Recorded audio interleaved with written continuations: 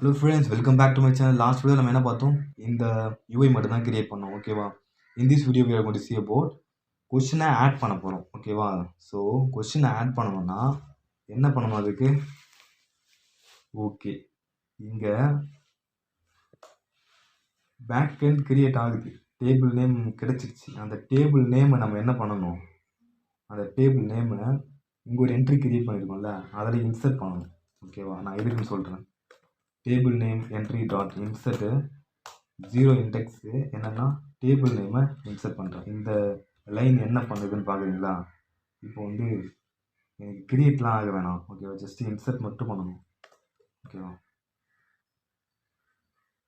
இப்போ வந்து நான் ரீரன் பண்ண போகிறேன். ப்ரோக்ராம் வந்து ரீரன் பண்ணலாம்.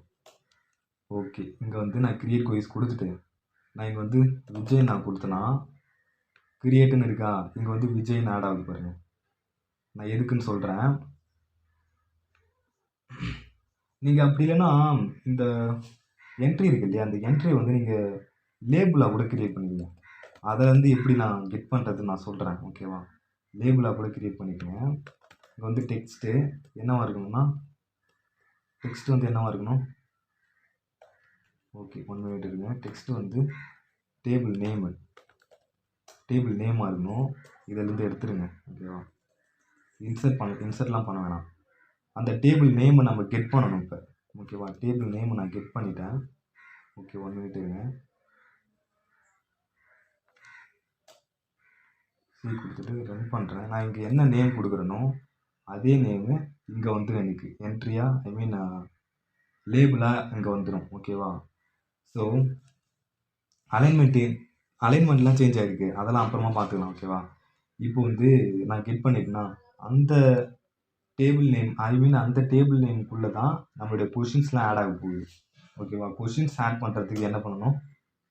கிரியேட் கொயிஸ் கொடுத்துட்டு இங்கே வந்து நான் ஏதாச்சும் ஒரு நேம் கொடுத்துட்டு கிரியேட்னு கொடுத்தேன்னா, ஓகேவா, நான் ஆட் கொயிஸ்ன்னு நான் கிளிக் பண்ண உடனே இன்னொரு ஃப்ரேம் எனக்கு இங்கே கிரியேட் ஆகும்.